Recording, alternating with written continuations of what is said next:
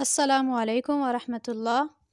سوال: اذان کسے کہتے ہیں؟ جواب: جب نماز کا وقت آ جاتا ہے تو نماز سے کچھ دیر پہلے ایک شخص کھڑے ہو کر زور زور سے یہ الفاظ کہتا ہے: اللہ اکبر، اللہ اکبر، اللہ اکبر، اللہ اکبر، اشہد ان لا الہ الا اللہ، اشہد ان لا الہ الا اللہ، اشہد ان محمد رسول اللہ، اشہد ان محمد رسول اللہ، حی علی الصلاۃ، حی علی الصلاۃ، حی علی الفلاح، حی علی الفلاح، اللہ اکبر، اللہ اکبر، لا الہ الا اللہ۔ اس کا ترجمہ ہے: اللہ سب سے بڑا ہے، اللہ سب سے بڑا ہے، اللہ سب سے بڑا ہے، اللہ سب سے بڑا ہے۔ گواہی دیتا ہوں میں کہ اللہ کے سوا کوئی معبود نہیں ہے، گواہی دیتا ہوں میں کہ اللہ کے سوا کوئی معبود نہیں ہے، گواہی دیتا ہوں میں کہ محمد صلی اللہ علیہ وسلم اللہ کے رسول ہیں، گواہی دیتا ہوں میں کہ محمد صلی اللہ علیہ وسلم اللہ کے رسول ہیں۔ آؤ نماز کے لیے، آؤ نماز کے لیے، آؤ کامیابی کی طرف، آؤ کامیابی کی طرف۔ اللہ سب سے بڑا ہے، اللہ سب سے بڑا ہے، اللہ کے سوا کوئی عبادت کے لائق نہیں۔ ان الفاظ کو اذان کہتے ہیں۔ صبح کی اذان میں حی علی الفلاح کے بعد الصلاۃ خیر من النوم، نماز نیند سے بہتر ہے، بھی 2 مرتبہ کہنا چاہیے۔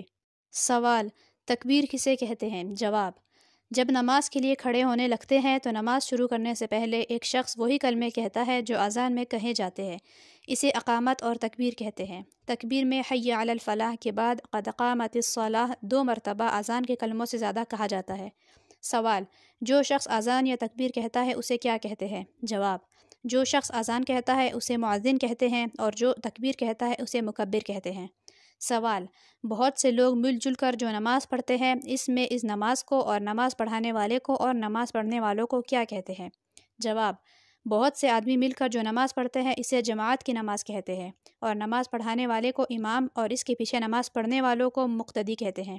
سوال: اکیلے نماز پڑھنے والے کو کیا کہتے ہیں؟ جواب: اکیلے نماز پڑھنے والے کو منفرد کہتے ہیں۔ سوال: جو مکان خاص نماز پڑھنے کے لیے بنایا جاتا ہے اور اس میں جماعت سے نماز ہوتی ہے اسے کیا کہتے ہیں؟ جواب: اسے مسجد کہتے ہیں۔ سوال: مسجد میں جا کر کیا کرنا چاہیے؟ جواب: مسجد میں نماز پڑھیں، قرآن شریف پڑھیں یا اور کوئی وظیفہ پڑھے، یا ادب سے خاموش بیٹھا رہے۔ مسجد میں کھیلنا، کودنا، شور مچانا اور دنیا کی باتیں کرنا بری بات ہے۔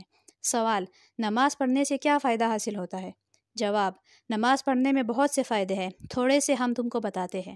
نمبر 1: نمازی آدمی کا بدن اور کپڑے پاک، صاف اور ستھرے رہتے ہیں۔ نمبر 2: نمازی آدمی سے خدا راضی اور خوش ہوتا ہے۔ نمبر 3: حضرت محمد مصطفیٰ صلی اللہ علیہ وسلم نمازی سے راضی اور خوش ہوتے ہیں۔ نمبر 4: نمازی آدمی اللہ تعالیٰ کے نزدیک نیک ہوتا ہے۔ نمبر 5: نمازی آدمی کی نیک لوگ دنیا میں بھی عزت کرتے ہیں۔ نمبر 6: نمازی آدمی بہت سے گناہوں سے بچ جاتا ہے۔ نمبر 7: نمازی آدمی کو مرنے کے بعد اللہ تعالیٰ آرام اور سکھ دیتا ہے۔